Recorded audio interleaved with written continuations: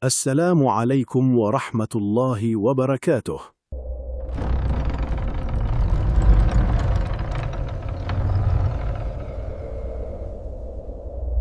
Selamat datang di channel Lawang Sewu, tempat di mana kisah-kisah gelap, rahasia yang disembunyikan, dan teror dari dunia tak kasat mata akan menemani malam kalian. Di luar sana, mungkin banyak orang menganggap santet, pesugihan, dan ilmu gaib hanyalah cerita lama yang dibuat untuk menakut-nakuti. Tapi bagi sebagian orang, semua itu nyata.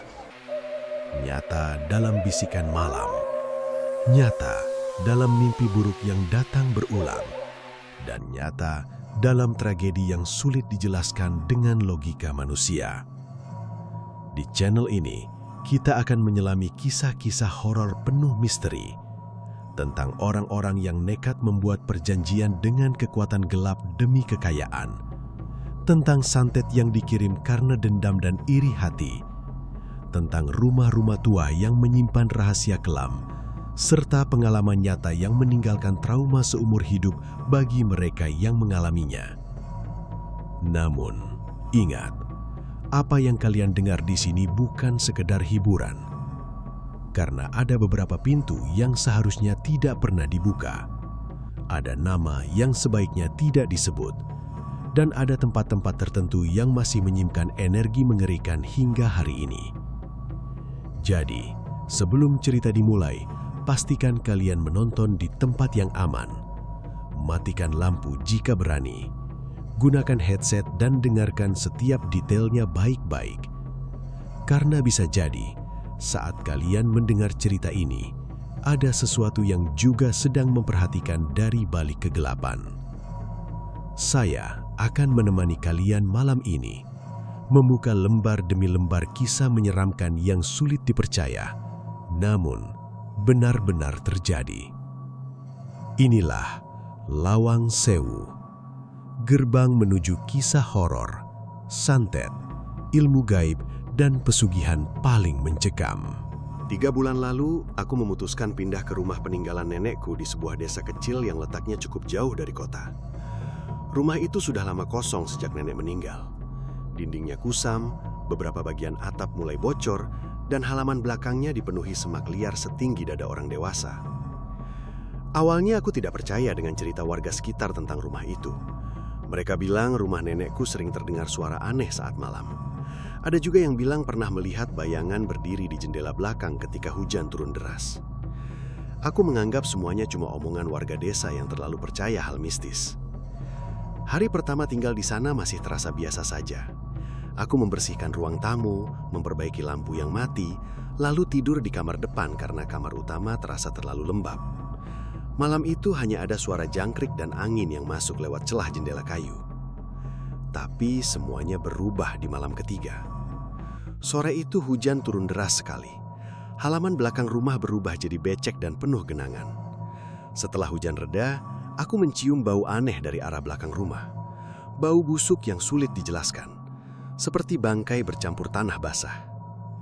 Awalnya aku mencoba mengabaikannya, namun semakin malam, baunya justru semakin kuat sampai masuk ke dalam rumah. Aku akhirnya mengambil senter dan berjalan ke belakang rumah. Rumput liar menyentuh kakiku saat aku melangkah pelan melewati sumur tua yang sudah tidak dipakai. Angin terasa dingin padahal hujan sudah berhenti cukup lama. Bangkai tikus mungkin, gumamku pelan. Sorot senterku bergerak menyapu semak-semak. Tidak ada apapun. Lalu kakiku seperti menyentuh sesuatu. Aku menunduk. Ada kain hitam kotor setengah tertimbun tanah. Karena penasaran, aku jongkok dan menarik kain itu perlahan. Tanah basah ikut terangkat bersama akar rumput kecil. Saat kain itu terbuka, tubuhku langsung merinding. Di dalamnya ada boneka kecil dari kain lusuh. Boneka itu bentuknya menyerupai manusia. Wajahnya dijahit kasar dengan benang merah. Rambutnya seperti rambut manusia asli yang sudah kusut dan lengket oleh tanah. Yang membuatku sulit bernapas, tubuh boneka itu dipenuhi paku karatan. Puluhan paku kecil tertancap di bagian dada, perut, dan kepalanya. Aku langsung melempar boneka itu refleks. Entah kenapa dadaku terasa sesak saat melihatnya. Ada rasa tidak nyaman yang sulit dijelaskan. Seolah aku sedang melihat sesuatu yang seharusnya tidak ditemukan manusia biasa. Aku berdiri terpaku beberapa detik. Lalu tiba-tiba angin bertiup kencang. Semak-semak di belakang rumah bergerak bersamaan. Dari arah pohon pisang, aku mendengar suara seperti seseorang sedang berjalan pelan di atas tanah becek. Cek, cek, cek. Aku menyorotkan senter cepat ke arah suara itu. Kosong, tidak ada siapa-siapa. Namun suara langkah itu berhenti tepat setelah aku menyorot ke arah pohon. Aku mulai merasa tidak enak. Boneka itu lalu kubungkus lagi memakai kain hitam dan kubuang ke tong sampah depan rumah. Setelah itu aku masuk sambil mencoba menenangkan diri. Mungkin cuma ulah orang iseng, pikirku waktu itu. Tapi malamnya menjadi awal dari sesuatu yang tidak pernah kubayangkan sebelumnya. Sekitar jam 1 malam, aku terbangun karena suara benda jatuh dari dapur. Brak! Aku membuka mata perlahan. Rumah terasa sangat dingin. Padahal sebelum tidur aku mematikan kipas angin karena udara cukup panas. Aku mengambil senter kecil di samping bantal, lalu berjalan menuju dapur. Lampu rumah tiba-tiba mati total. Padahal sebelumnya tidak ada tanda listrik bermasalah. Langkah kakiku terdengar jelas di lantai kayu. Saat sampai di dapur, aku melihat gelas aluminium tergeletak di lantai. Aku menghela napas pelan. Mungkin jatuh sendiri. Namun saat hendak mengambil gelas itu, sorot senterku berhenti tepat ke arah meja makan. Tubuhku langsung membeku. Boneka paku itu ada di sana, duduk menghadap ke arahku. Kain hitamnya masih penuh tanah basah. Aku yakin sudah membuangnya ke tong sampah depan rumah. Jarak tong sampah ke dapur cukup jauh, tidak mungkin boneka itu bisa kembali sendiri. Tanganku mulai gemetar. Aku mendekat pelan sambil mencoba berpikir logis. Mungkin ada anak kecil yang mengambilnya lalu menaruh kembali untuk menakutiku. Tapi saat lampu senter mengenai wajah boneka itu, aku melihat sesuatu yang membuat tengkukku dingin. Bagian mulut boneka yang tadinya hanya jahitan merah, kini tampak terbuka sedikit, seperti sedang tersenyum. Aku mundur perlahan, lalu terdengar suara perempuan tertawa kecil. Hehehe. Suaranya pelan sekali, tepat di belakangku. Aku langsung menoleh cepat. Tidak ada siapa-siapa. Napas mulai terasa berat. Dadaku berdebar sangat keras sampai telingaku berdenging sendiri. "Hei, siapa di situ?" teriakku. Tidak ada jawaban. Namun beberapa detik kemudian, terdengar suara langkah pelan dari ruang tamu. Cek, cek, cek. Aku memberanikan diri berjalan mengikuti suara itu sambil menggenggam senter erat-erat. Setiap langkah terasa semakin dingin. Saat sampai di ruang tamu, suara itu berhenti. Aku menyapu ruangan dengan cahaya senter. Kosong. Tapi jendela depan rumah terbuka sedikit. Padahal sebelumnya sudah kukunci. Angin malam masuk perlahan membuat tirai bergerak sendiri. Dan di kaca jendela itu, aku melihat pantulan seseorang berdiri di belakangku. Sosok perempuan. Rambutnya panjang menutupi wajah. Bajunya putih lusuh penuh noda hitam. Aku langsung menoleh cepat. Kosong. Saat aku kembali melihat ke kaca, pantulan itu sudah tidak ada. Malam itu aku tidak tidur sampai pagi. Aku duduk di kursi ruang tamu sambil memegang sapu kayu seperti orang bodoh yang berharap bisa melawan sesuatu yang bahkan tidak bisa kulihat jelas. Saat matahari mulai muncul, aku mencoba meyakinkan diri bahwa semua itu hanya halusinasi karena kelelahan. Namun keyakinanku runtuh ketika aku membuka pintu depan rumah. Boneka paku itu sudah berada di depan teras, berdiri tegak menghadap pintu. Dan kali ini, ada cairan merah menetes dari salah satu paku di dadanya. Sejak menemukan boneka paku itu di belakang rumah, hidupku berubah pelan-pelan menjadi sesuatu yang sulit dijelaskan dengan akal sehat. Awalnya aku masih mencoba berpikir logis. Aku bilang pada diriku sendiri kalau semua kejadian malam itu mungkin cuma efek kelelahan karena mengurus rumah tua sendirian. Kurang tidur, suasana sepi desa, ditambah pikiranku yang mulai dipenuhi cerita mistis dari warga sekitar. Tapi semakin hari, gangguan itu semakin nyata. Dan yang paling mengerikan, semuanya dimulai dari mimpi. Malam pertama setelah boneka itu kembali muncul di teras rumah, aku tertidur menjelang subuh karena tubuhku terlalu lelah. Saat itulah mimpi buruk pertama datang. Aku bermimpi sedang berdiri di halaman belakang rumah. Langit gelap sekali. Tidak ada suara apapun selain angin yang berhembus pelan. Di depanku, ada sumur tua milik nenekku yang sudah lama tidak dipakai. Air sumur itu hitam, pekat seperti minyak.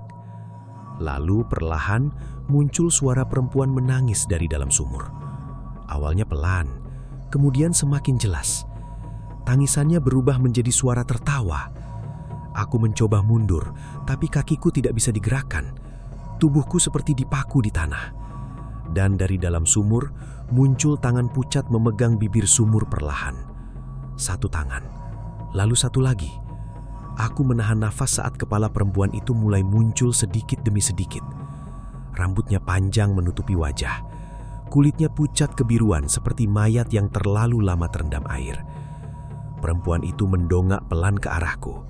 Meski wajahnya tertutup rambut, aku tahu dia sedang melihatku. Lalu terdengar suara lirih keluar dari balik rambutnya. "Balikin," suaranya serak. "Balikin punya saya." Aku langsung terbangun sambil terengah-engah. Bajuku basah oleh keringat. Jam di dinding menunjukkan pukul 3:11. Ruangan sangat dingin, padahal malam itu tidak hujan. Aku mencoba menenangkan nafas sambil mengusap wajah. Tapi tiba-tiba aku sadar ada sesuatu yang aneh. Kakiku basah. Aku menunduk cepat. Ada lumpur hitam menempel di telapak kakiku. Jantungku langsung berdegup keras. Aku yakin sebelum tidur kakiku bersih. Tanganku mulai gemetar saat menyentuh lumpur itu. Baunya sama persis seperti tanah basah di belakang rumah tempat aku menemukan boneka paku. Sejak malam itu, mimpi buruk terus datang tanpa henti. Kadang aku bermimpi ada seseorang berdiri di depan kamar sambil mengetuk pintu perlahan. Tok, tok, tok. Saat pintuku buka dalam mimpi, tidak ada siapa-siapa. Namun, ketika aku melihat ke bawah, boneka paku itu sudah berada tepat di depan kakiku. Kadang aku bermimpi sedang tidur di kamar sendiri, lalu mendengar suara perempuan berbisik di dekat telingaku. "Aku di sini." Suaranya lembut, tapi membuat bulu kudutku berdiri. Setiap kali aku mencoba membuka mata dalam mimpi, tubuhku tidak bisa bergerak sama sekali. Aku hanya bisa melihat bayangan hitam berdiri di pojok kamar, diam, mengawasiku. Dan anehnya, setiap bangun tidur, tubuhku selalu terasa sakit seperti habis dipukul. Lama-lama aku mulai takut untuk tidur. Siang hari aku masih bisa berpura-pura tenang. Tapi setiap matahari mulai tenggelam, rasa takut itu datang lagi. Rumah nenekku berubah terasa berbeda saat malam. Lebih dingin, lebih sunyi, dan seperti ada yang hidup di dalamnya selain aku. Gangguan kecil mulai terjadi hampir setiap malam. Lampu ruang tengah sering mati sendiri meski kabelnya baru kuganti. Pintu dapur terbuka tanpa sebab. Kursi kayu bergeser pelan di tengah malam. Kadang aku mendengar suara langkah kaki di atap rumah. Pelan. Cek, cek, cek. Awalnya aku mencoba memberanikan diri keluar untuk memeriksa. Tapi setiap kali kubuka pintu depan, suara itu langsung berhenti.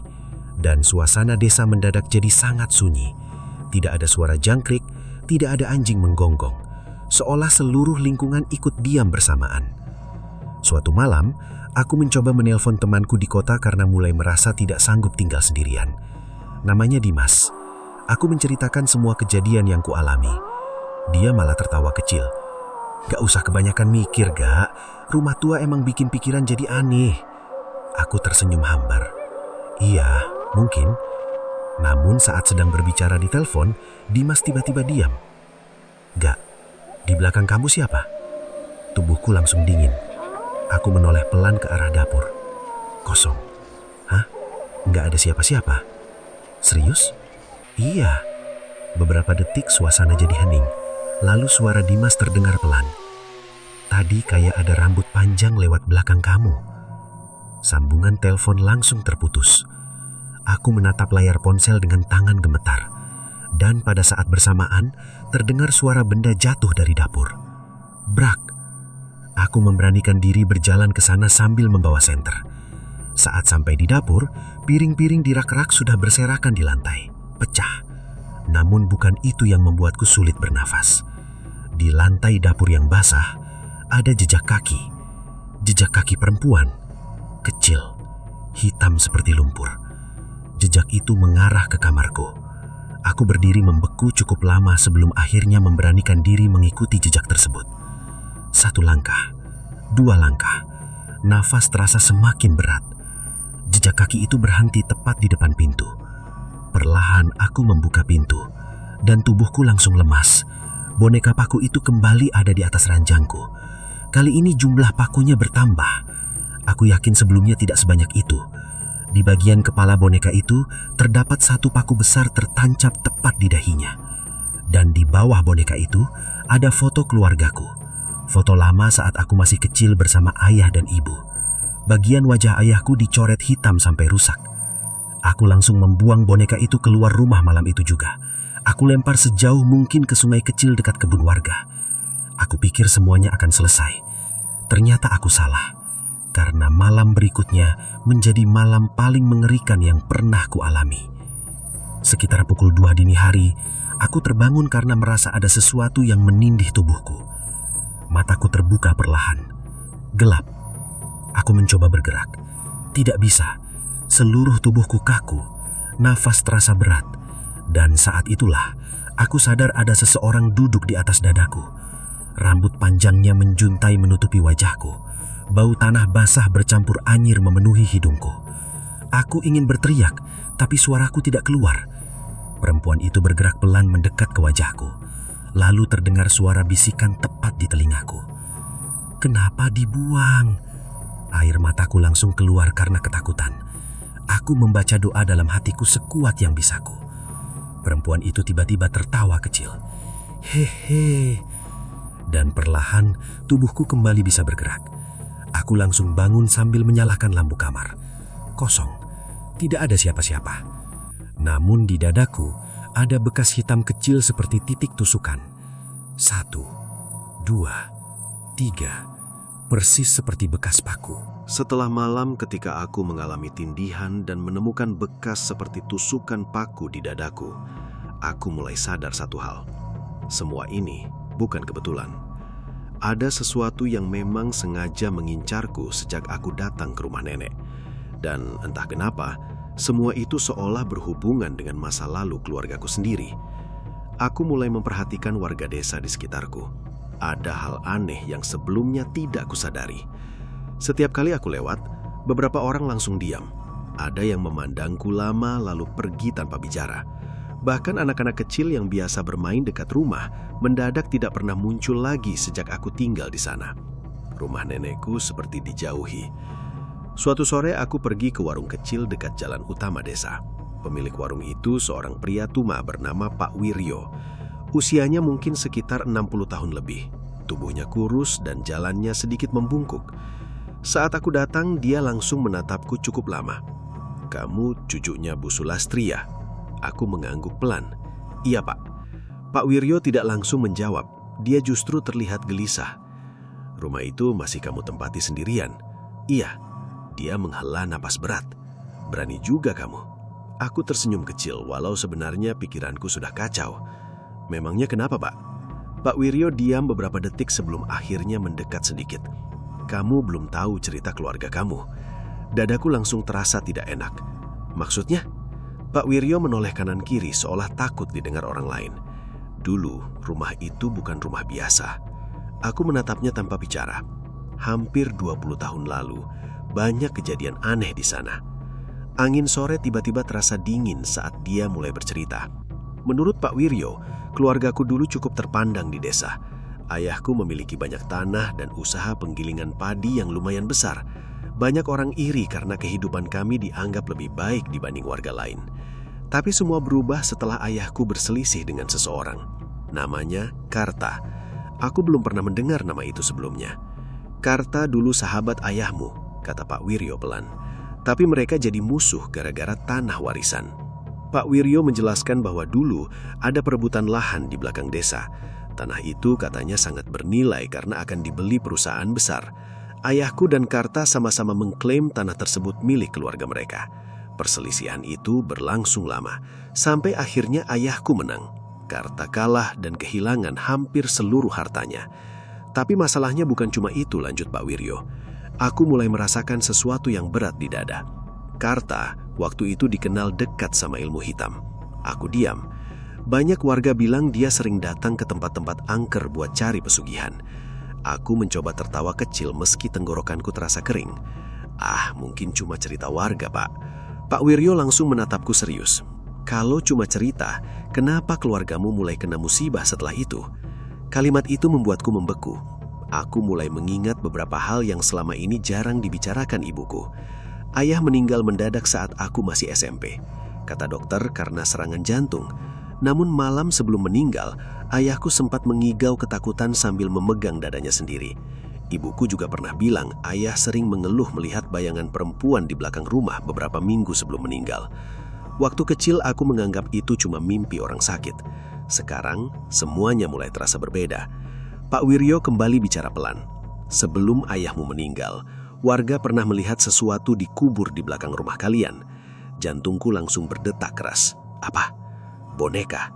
Tubuhku terasa dingin seketika. Pak Wiryo menatap wajahku yang mulai pucat.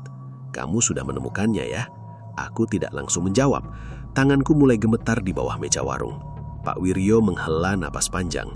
Dulu ibumu sempat minta bantuan orang pintar buat buang benda itu. Tapi katanya santetnya sudah terlanjur masuk. Aku menelan ludah perlahan. Kenapa ibu gak pernah cerita apapun ke saya? Karena ibumu pengen kamu jauh dari semua itu. Aku mulai merasa kepalaku berat. Semua kejadian beberapa minggu terakhir mendadak masuk akal sekaligus lebih mengerikan. Boneka itu bukan benda biasa. Itu memang sengaja dikirim untuk keluargaku. Dan mungkin sekarang targetnya adalah aku. Sebelum pulang, Pak Wiryo memegang lenganku pelan.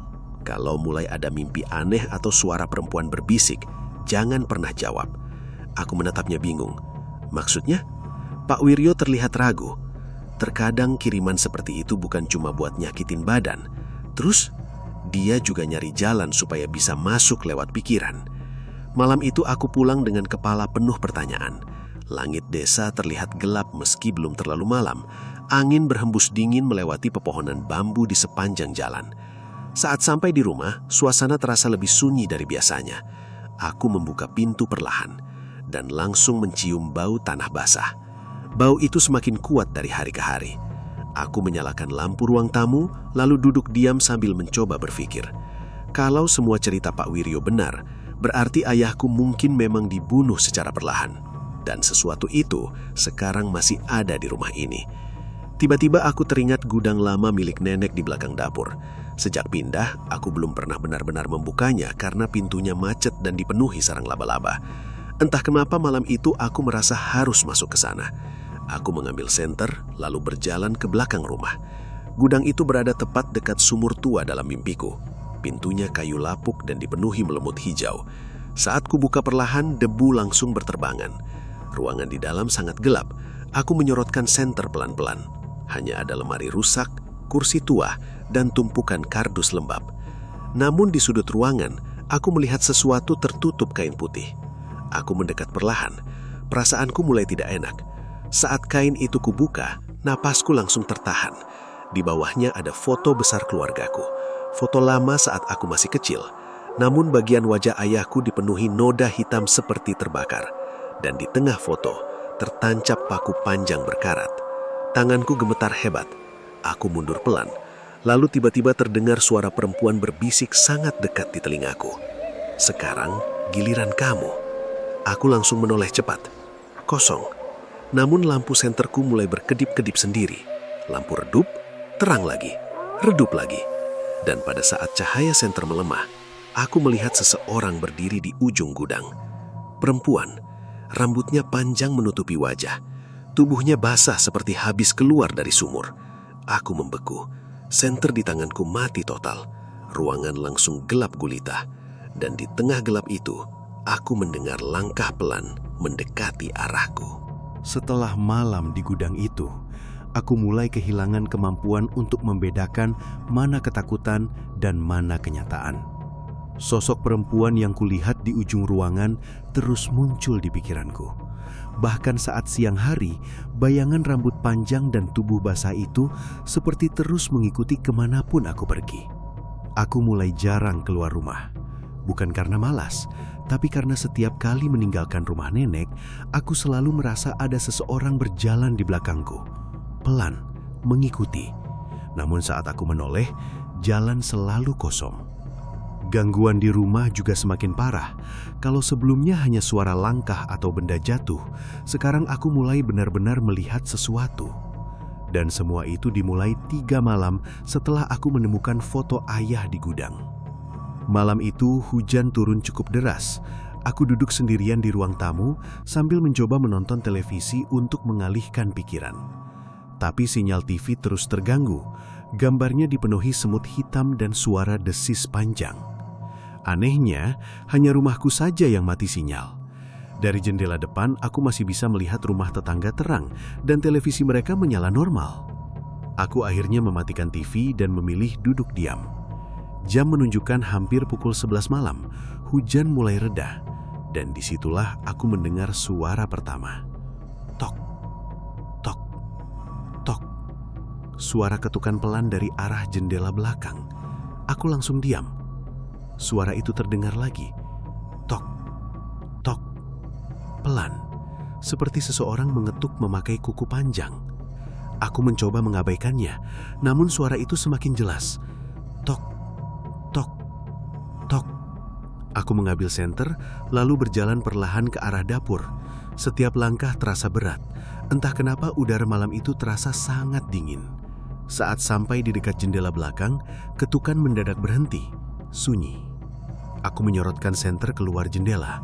Hanya ada halaman belakang yang basah oleh hujan. Pohon pisang bergerak pelan tertiup angin. Kosong. Aku menghela napas panjang. Mungkin ranting. Baru saja aku ingin kembali ke ruang tamu. Sret. Aku mendengar suara seperti sesuatu diseret di tanah. Pelan. Dari arah sumur tua. Aku menyorotkan senter ke sana. Dan tubuhku langsung kaku.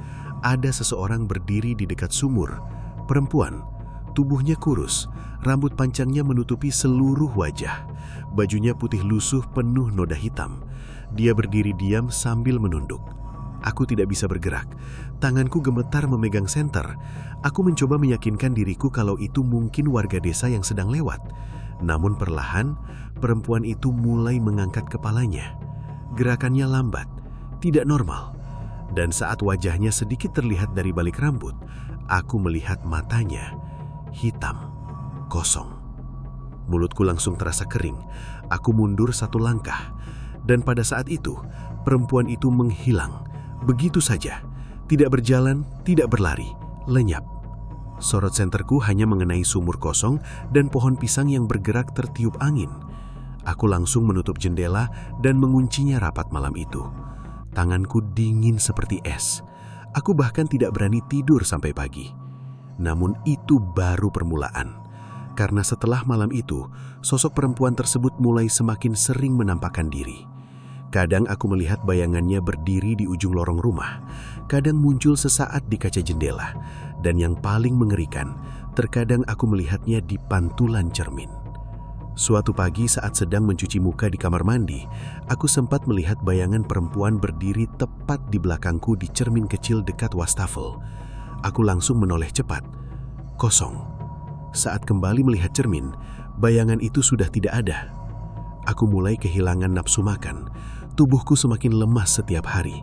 Lingkar mataku hitam karena hampir tidak pernah tidur nyenyak. Bahkan suara warga desa yang lewat depan rumah pun mulai jarang terdengar. Rumah nenek terasa semakin terisolasi, seolah ada sesuatu yang membuat orang enggan mendekat. Lalu suatu malam, aku mengalami kejadian yang membuatku hampir kabur dari rumah itu. Sekitar pukul 1 dini hari, aku terbangun karena suara perempuan bernyanyi pelan. Suaranya lirih, seperti lagu Nina Bobo. Aku membuka mata perlahan. Lampu kamar mati, padahal sebelum tidur aku yakin lampu masih menyala. Suara nyanyian itu terdengar dari luar kamar. Pelan, dekat sekali. Aku duduk perlahan di ranjang sambil menahan napas. Lalu terdengar suara langkah kaki di lorong rumah. Cek, cek, cek. Langkahnya lambat, menyeret. Suara itu berhenti tepat di depan pintu kamarku. Aku tidak berani bergerak. Pegangan pintu mulai bergerak pelan. Krek, krek. Ada seseorang mencoba membuka pintu dari luar. Jantungku terasa mau pecah. Aku mundur perlahan di atas ranjang sambil menggenggam ujung selimut. Pegangan pintu bergerak semakin keras. Krek, krek. Lalu mendadak berhenti. Sunyi. Aku menahan napas cukup lama. Dan pada saat itulah terdengar suara bisikan perempuan dari balik pintu. Arga. Suaranya pelan sekali, namun jelas. Aku masuk ya. Tubuhku langsung dingin total. Aku mengenali suara itu. Itu suara perempuan dalam mimpiku. Aku menutup mulutku sendiri agar tidak berteriak. Lalu perlahan terdengar suara garukan kuku di pintu kamarku. Kret, kret. Panjang, pelan. Seperti seseorang sedang menggores kayu memakai kuku. Air mataku mulai keluar sendiri karena takut. Aku membaca doa apapun yang kuingat. Dan tiba-tiba, semua suara berhenti. Tidak ada langkah, tidak ada nyanyian, tidak ada garukan. Sunyi total. Aku memberanikan diri turun dari ranjang beberapa menit kemudian. Dengan tangan gemetar, aku mendekati pintu kamar. Perlahan ku buka sedikit. Lorong rumah kosong. Namun di lantai depan pintu, ada tanah basah berserakan. Dan tepat di tengah tanah itu, boneka paku itu terletak menghadap kamarku.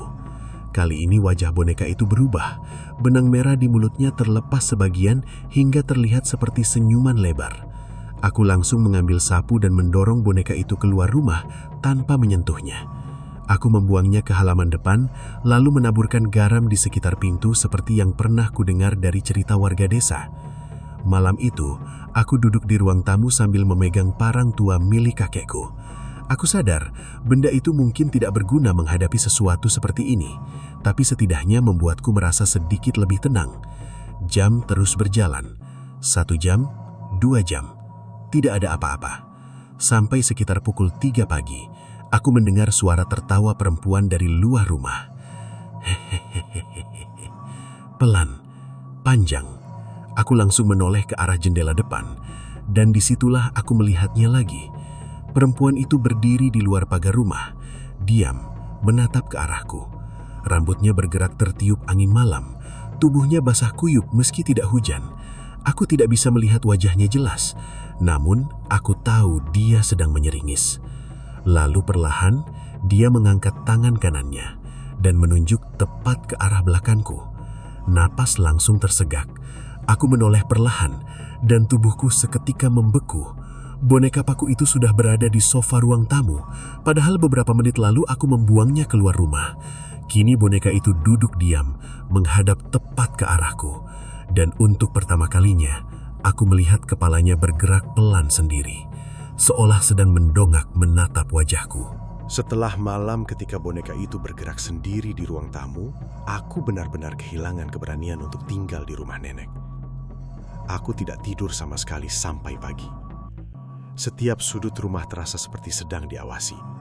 Bahkan saat matahari mulai muncul pun, suasananya tetap dingin dan menyesakan.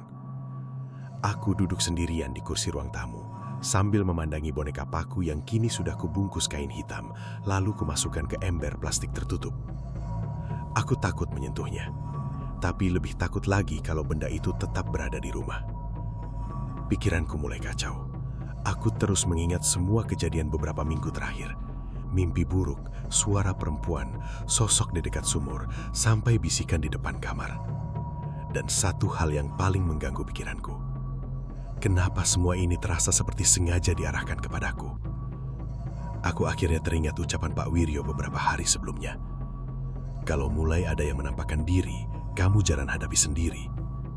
Saat itu aku belum benar-benar mengerti maksudnya. Sekarang aku paham. Siang itu, aku kembali mendatangi warung Pak Wiryo. Wajah pria tua itu langsung berubah tegang begitu melihatku datang. Kamu kelihatan lebih buruk dari kemarin. Aku duduk pelan di bangku kayu. Pak, saya butuh bantuan. Pak Wiryo diam beberapa saat sebelum akhirnya mengangguk pelan. Akhirnya kamu percaya juga. Aku tidak menjawab, karena memang sudah tidak ada yang bisa kubantah lagi. Setelah mendengar semua ceritaku, Pak Wiryo terlihat semakin gelisah. Beberapa kali dia menoleh ke arah jalan depan warung seperti takut ada yang mendengar pembicaraan kami. Kamu pernah mimpi perempuan keluar dari sumur? Aku langsung menatapnya cepat. "Bapak tahu?" Pak Wiryo menghela napas panjang. "Dulu ayahmu juga sering mimpi yang sama sebelum meninggal." Kalimat itu membuat tengkukku dingin. Aku menelan ludah perlahan. "Jadi benar ada yang ngirim santet ke keluarga saya?" Pak Wiryo tidak langsung menjawab, namun ekspresinya sudah cukup memberi jawaban. "Ada satu orang yang mungkin bisa bantu kamu," katanya pelan. "Siapa?" "Mbah Karso." Nama itu langsung membuat suasana terasa lebih berat. Menurut Pak Wiryo, Mbah Karso tinggal di ujung desa dekat area pemakaman lama. Orang-orang jarang mendatanginya kecuali sedang mengalami gangguan yang tidak bisa dijelaskan secara logika. "Dia bukan dukun biasa," kata Pak Wiryo lirih. "Banyak orang takut sama dia." Aku sebenarnya ragu. Seumur hidup aku tidak pernah percaya penuh pada hal-hal seperti dukun atau ritual mistis. Tapi setelah semua yang kulihat sendiri, aku mulai sadar ada sesuatu yang memang tidak bisa dijelaskan dengan akal sehat. Menjelang sore, aku pergi ke rumah Mbah Karso. Tempatnya berada cukup jauh dari permukiman warga. Jalan menuju ke sana sempit dan dipenuhi pohon bambu tinggi di kanan kiri. Semakin dekat, suasana terasa semakin sunyi. Tidak ada suara burung, tidak ada suara anak-anak, hanya suara langkah kakiku sendiri di tanah dingin. Rumah Mbah Karso kecil dan tua. Dindingnya kayu gelap, halaman depannya dipenuhi tanaman yang tidak kukenal. Ada beberapa kain hitam tergantung di dekat pintu. Saat aku berdiri di depan rumah itu, bulu kuduku langsung berdiri. Entah kenapa tempat itu terasa berbeda, seperti ada sesuatu yang sedang memperhatikanku sejak aku datang. Belum sempat mengetuk pintu, suara berat terdengar dari dalam rumah. "Masuk." Aku terdiam beberapa detik sebelum akhirnya membuka pintu perlahan. Ruangan di dalam remang-remang, bau dupa sangat kuat memenuhi udara. Di sudut ruangan terlihat seorang pria tua duduk bersila di atas tikar. Itulah pertama kali aku melihat Mbah Karso. Tubuhnya kurus, rambutnya sudah putih semua, namun matanya tajam sekali. Tatapannya membuatku tidak nyaman. Aku duduk perlahan di depannya. Belum sempat bicara, Mbah Karso lebih dulu membuka suara. "Kamu bawa benda itu ya?" Dadaku langsung terasa sesak. Aku belum mengatakan apa-apa soal boneka paku. Dengan tangan gemetar, aku mengeluarkan ember plastik yang kubawa sejak dari rumah. Mbah Karso menatap ember itu cukup lama sebelum akhirnya menghela napas pelan. "Sudah lama saya tunggu kamu datang." Aku mulai merasa dingin. "Maksudnya?" Dia tidak langsung menjawab. Perlahan Mbah Karso membuka tutup ember tersebut. Saat melihat boneka itu, wajahnya langsung berubah serius. Dia mengambil napas panjang. "Kiriman lama." Aku menatapnya bingung. "Kiriman? Ini bukan santet biasa." Aku diam. Mbah Karso mengangkat boneka itu perlahan menggunakan kain hitam. Orang yang bikin ini sengaja memakai ikatan darah. Aku mulai tidak mengerti. Ikatan darah. Dia menatapku dalam-dalam. "Makanya kiriman ini terus nyari keturunan keluargamu." Tubuhku langsung dingin. Aku mencoba tetap tenang meski tangan mulai gemetar. "Jadi saya benar-benar diincar?" Mbah Karso mengangguk pelan. "Bukan cuma diincar, kamu sedang dipanggil." Kalimat itu membuat napasku tercekat. "Maksudnya dipanggil?" Mbah Karso menaruh boneka itu di lantai lalu menunjuk bagian dadanya yang dipenuhi paku. "Media beginian bukan sekedar buat nyakitin badan." "Terus buat apa?" "Buat buka jalan." Aku semakin bingung. Mbah Karso menatapku serius. Kalau korban mulai takut, pikirannya lemah, sesuatu yang dikirim lewat benda ini bisa masuk perlahan. Aku langsung teringat mimpi-mimpiku, bisikan perempuan, sosok di dekat sumur, suara yang memanggil namaku. Makhluk itu mulai mendekat karena kamu sudah terlalu sering melihatnya. Aku menelan ludah. Kalau saya terus tinggal di rumah itu? Mbah Karso diam cukup lama, lalu menjawab pelan. Kamu bisa bernasib sama seperti ayahmu. Jantungku langsung berdetak keras. Ruangan mendadak terasa semakin dingin. Aku mencoba mengatur napas. Siapa sebenarnya yang ngirim semua ini? Mbah Karso memejamkan mata beberapa saat sambil memegang boneka tersebut. Wajahnya berubah tegang. Lalu perlahan dia membuka mata kembali. Orang itu masih hidup. Aku langsung membeku. Siapa? Masa lalu keluargamu belum selesai. Jawaban itu justru membuat pikiranku semakin kacau. Aku hampir frustrasi karena merasa tidak mendapatkan jawaban jelas. Namun sebelum aku bicara lagi, tiba-tiba Mbah Karso menatap ke arah pintu rumahnya. Ekspresinya berubah tajam. Ada yang ikut datang. Tubuhku langsung dingin. Hah? Mbah Karso berdiri perlahan sambil mengambil segenggam garam kasar dari meja kecil dekatnya. Apapun nanti yang kamu dengar, jangan menoleh ke belakang. Aku langsung merinding. Angin. Malam setelah aku bertemu Mbah Karso menjadi titik di mana semuanya berubah semakin mengerikan. Aku pulang ke rumah nenek menjelang maghrib dengan kepala penuh ketakutan.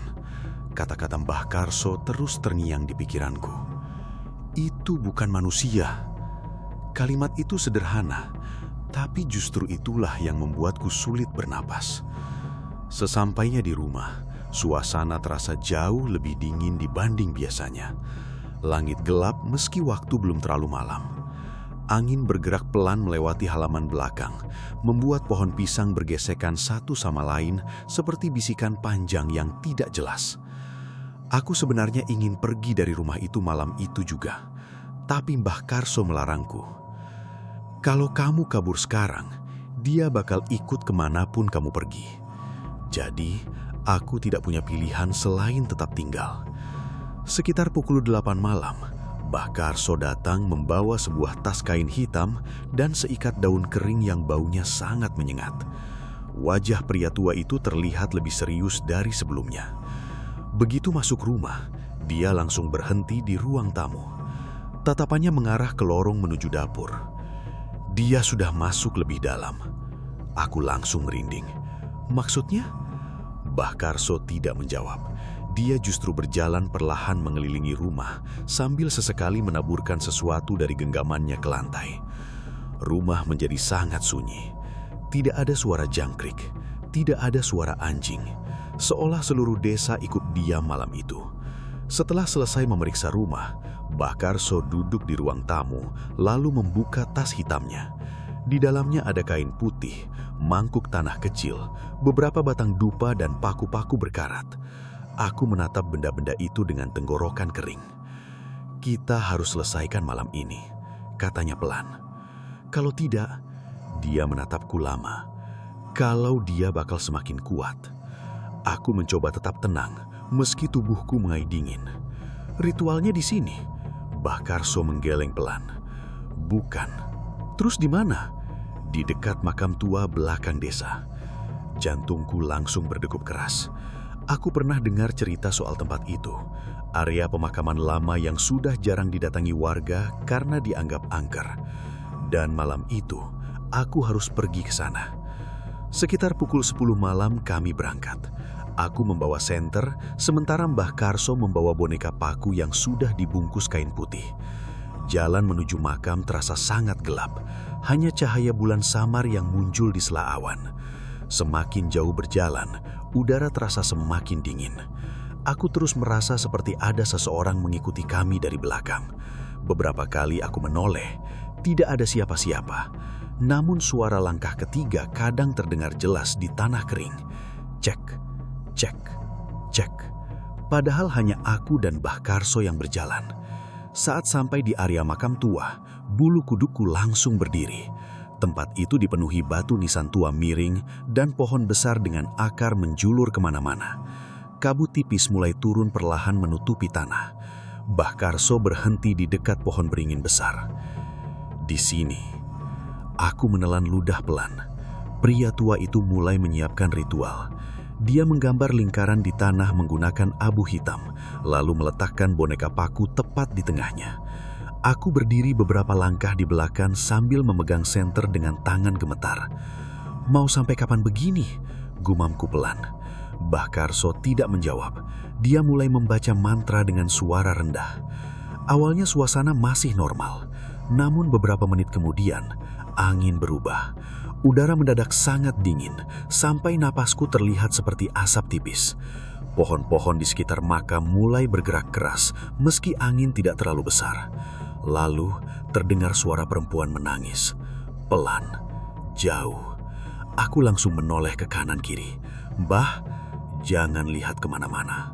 Suara tangisan itu semakin dekat, berubah menjadi suara tertawa kecil. Hehehe. Tubuhku langsung lemas. Aku mengenali suara itu, suara yang selama ini selalu datang di malam hari. Tiba-tiba, senter di tanganku berkedip sendiri. Terang, redup, terang lagi. Dan saat cahaya senter melemah, aku melihat seseorang berdiri di antara makam. Perempuan itu, rambut panjangnya menutupi wajah, bajunya putih lusuh dan basah, seperti habis keluar dari sumur. Dia berdiri diam, menghadap ke arah kami. Napas langsung tersegat di tenggorokanku. Bah Karso masih terus membaca mantra, namun ekspresinya mulai tegang. Jangan takut. Kalimat itu justru membuatku semakin takut. Perempuan itu perlahan mulai berjalan mendekat. Langkahnya lambat, menyeret. Cek, cek, cek. Semakin dekat, dan setiap langkahnya membuat udara terasa lebih dingin. Aku mundur satu langkah refleks. Saat itulah perempuan itu berhenti, lalu perlahan mengangkat kepalanya. Rambut panjangnya terbuka sedikit, dan aku akhirnya melihat wajahnya dengan jelas. Kulitnya pucat biruan, matanya hitam kosong, mulutnya tersenyum terlalu lebar sampai hampir menyentuh pipi. Aku langsung merasa mual, senter di tanganku jatuh ke tanah. Mbah, perempuan itu tiba-tiba tertawa keras. Hehehehehe. Suara tawanya menggema di area makam, dan pada saat yang bersamaan, boneka paku di tengah lingkaran bergerak sendiri. Kepalanya menoleh pelan ke arahku. Aku mundur semakin jauh sampai kakiku hampir menyentuh salah satu makam tua. Mbah Karso berdiri cepat, lalu menaburkan sesuatu ke arah perempuan itu. Namun sosok tersebut tetap berjalan mendekat. Langkahnya kini lebih cepat. Dia mau masuk ke tubuhmu, teriak Mbah Karso. Aku langsung panik. Terus saya harus apa? Masuk ke lingkaran. Aku berlari mendekati lingkaran abu sambil menahan rasa takut yang hampir membuat kakiku lemas. Begitu aku masuk ke dalam lingkaran, perempuan itu berhenti mendadak. Dia berdiri beberapa meter di depanku. Diam, kepalanya miring perlahan. Lalu dia berbisik dengan suara parau. Arga. Air mataku hampir keluar sendiri. Suara itu terdengar sangat dekat, meski jaraknya masih beberapa meter. Kenapa bantu mereka? Aku tidak bisa menjawab. Tubuhku terasa berat, kepalaku mulai pusing, dan tiba-tiba aku melihat sesuatu yang membuat jantungku berhenti sesaat. Di belakang perempuan itu, ada banyak bayangan hitam berdiri di antara makam. Diam, mengawasi kami. Jumlahnya puluhan. Aku mulai sulit bernapas. Mbah Karso membaca mantra semakin keras sambil menusukkan paku panjang ke boneka tersebut. Begitu paku itu tertancap, perempuan itu menjerit keras. Suara jeritanya melengking tinggi sampai telingaku berdenging. Dan tiba-tiba, tubuhku terasa ditarik sesuatu. Dadaku sesak luar biasa. Kepalaku dipenuhi suara bisikan. Masuk, masuk, masuk. Aku jatuh berlutut sambil memegang kepala. Pandangan mulai kabur. Aku melihat perempuan itu kini berdiri tepat di depanku, meski tadi masih jauh. Wajahnya sangat dekat. Bau tanah basah memenuhi hidungku. Tangannya yang dingin menyentuh pipiku perlahan. Aku ingin berteriak, tapi tubuhku tidak bisa bergerak. Lalu aku mendengar suara Mbah Karso berteriak sangat keras. Jangan lihat matanya. Aku langsung memejamkan mata sekuat tenaga, dan saat itulah terdengar suara benda terbakar. Aku membuka mata perlahan. Boneka paku di tengah lingkaran mulai terbakar api hitam. Perempuan itu menjerit semakin keras. Tubuhnya bergerak aneh seperti patah-patah. Kabut di area makam berputar semakin tebal. Pohon-pohon di sekitar makam mulai menghilang satu persatu. Namun sebelum tubuh perempuan itu lenyap, dia menatapku dan tersenyum pelan. Lalu berbisik, belum selesai. Setelah malam ritual di makam tua itu, aku sempat berpikir semuanya akhirnya selesai. Boneka paku sudah terbakar, sosok perempuan itu menghilang, dan untuk pertama kalinya setelah berminggu-minggu, rumah nenek terasa sedikit lebih tenang. Tidak ada lagi suara langkah di atap, tidak ada bisikan perempuan di depan kamar, tidak ada ketukan di jendela tengah malam. Aku bahkan bisa tidur beberapa jam tanpa mimpi buruk. Namun anehnya, justru ketenangan itulah yang membuatku semakin gelisah, karena semuanya berubah terlalu mendadak. Dan aku masih terus mengingat kalimat terakhir perempuan itu sebelum menghilang. Belum selesai.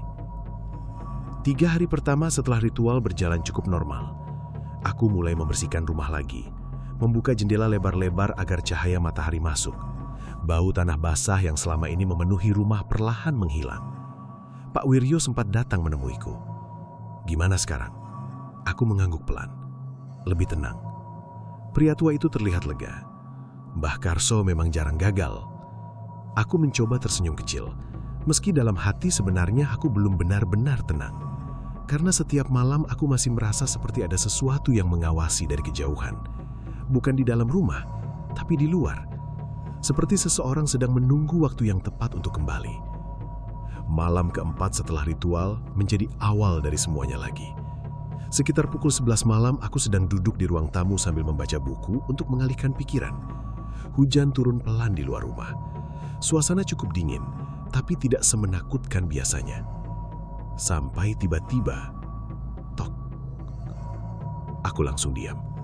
Suara itu kecil sekali, seperti sesuatu jatuh di depan rumah. Aku mencoba mengabaikannya. Namun beberapa detik kemudian, terdengar lagi. Tok, tok, pelan. Jantungku mulai berdetak lebih cepat. Aku berdiri perlahan lalu berjalan menuju pintu depan. Saat ku buka pintu sedikit, angin dingin langsung masuk menerpa wajahku. Halaman depan kosong. Hanya suara hujan gerimis dan pohon bambu yang bergerak pelan. Aku hampir menutup pintu kembali ketika mataku melihat sesuatu di bawah keset. Ada kain hitam kecil terlipat rapi. Nafas langsung terasa berat. Tanganku gemetar saat mengambilnya. Kain itu basah oleh hujan. Dan di dalamnya ada tanah hitam bercampur beberapa helai rambut panjang. Aku langsung membuangnya refleks. Tubuhku dingin seketika. Aku mengenali benda itu. Persis seperti pembungkus boneka paku pertama yang kutemukan di belakang rumah. Aku buru-buru menutup pintu dan menguncinya rapat. Malam itu, aku tidak tidur. Pikiranku mulai kacau lagi. Gak mungkin. Aku terus mencoba menenangkan diri. Mungkin cuma ulah orang iseng. Namun jauh di dalam hati, aku tahu semuanya tidak sesederhana itu. Pagi harinya aku langsung mendatangi rumah Mbah Karso. Tapi sesampainya di sana, rumah itu kosong. Pintunya terbuka sedikit. Aku memanggil beberapa kali. Tidak ada jawaban. Suasana rumah terasa aneh, lebih dingin dari biasanya. Akhirnya aku memberanikan diri masuk perlahan. Dan saat itulah, aku melihat sesuatu yang membuat tubuhku lemas. Di lantai rumah Mbah Karso, ada bercak darah hitam. Jumlahnya cukup banyak, seperti seseorang diseret keluar rumah. Jantungku langsung berdetak keras. Mbah, tidak ada jawaban. Aku berjalan lebih dalam sambil menahan nafas. Tas hitam milik Mbah Karso masih ada di sudut ruangan. Namun beberapa benda ritual berserakan di lantai, seperti habis terjadi sesuatu. Lalu mataku berhenti pada dinding kayu dekat pintu belakang. Ada tulisan merah besar di sana. Jangan ikut campur. Aku langsung mundur perlahan. Tubuhku mulai bergemetar. Seseorang jelas datang ke rumah ini. Dan kemungkinan besar, orang itu bukan manusia biasa. Aku keluar dari rumah Mbah Karso secepat mungkin. Namun saat berjalan pulang melewati jalan bambu desa, aku mulai merasa ada yang mengikuti. Langkah kaki terdengar pelan di belakangku. Cek, cek, cek. Aku berhenti. Suara itu ikut berhenti. Aku menoleh cepat. Kosong. Hanya jalan sepi dan pohon bambu bergerak pelan tertiup angin. Aku mulai berjalan lebih cepat. Namun suara langkah itu muncul lagi. Kali ini lebih dekat. Cek, cek, cek. Keringat dingin mulai turun di leherku. Dan tepat sebelum sampai rumah, aku mendengar suara perempuan tertawa kecil dari belakang pohon bambu. Aku langsung menoleh cepat. Dan disitulah aku melihatnya lagi. Perempuan itu berdiri di antara batang bambu. Diam. Tubuhnya masih basah. Rambut panjangnya menutupi wajah. Namun kali ini ada sesuatu yang berbeda. Di tangannya, dia memegang boneka baru. Tubuhku langsung membeku. Boneka itu lebih besar dari sebelumnya. Dan saat perempuan itu mengangkat kepalanya perlahan, aku melihat senyum lebarnya kembali muncul. Aku berlari tanpa berpikir lagi. Aku masuk rumah sambil membanting pintu keras-keras. Nafasku tidak beraturan. Tanganku gemetar hebat sampai sulit mengunci pintu. Aku sadar satu hal. Ritual malam itu tidak benar-benar menghentikannya. Mungkin hanya membuatnya pergi sementara. Malamnya hujan turun sangat deras.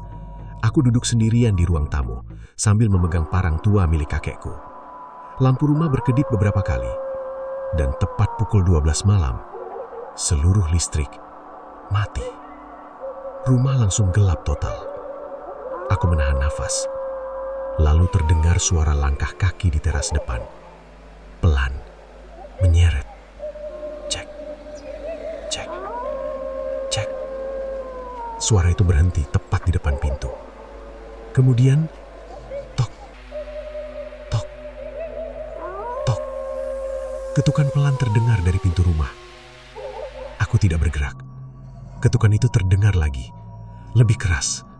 Tok, tok, tok.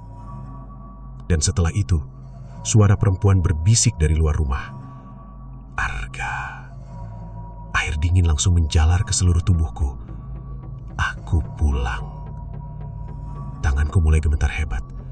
Aku mundur perlahan menjauh dari pintu.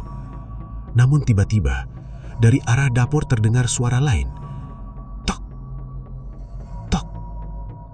Aku langsung menoleh. Suara ketukan juga muncul dari jendela belakang. Lalu dari lorong rumah. Tok, tok, tok. Semakin banyak.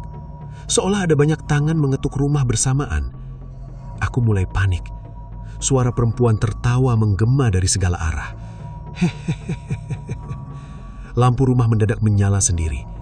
Dan pada saat itulah, aku melihat sesuatu berdiri di ujung lorong. Bukan satu, tapi 3 sosok perempuan berambut panjang. Diam, menghadap ke arahku. Salah satu dari mereka perlahan mengangkat tangan dan menjatuhkan sesuatu ke lantai. Benda itu menggelinding pelan mendekati kakiku. Aku menunduk pelan, dan jantungku langsung seperti berhenti berdetak. Sebuah paku karatan panjang, masih basah oleh darah segar. Lalu terdengar bisikan pelan dari ujung lorong. Kami belum selesai.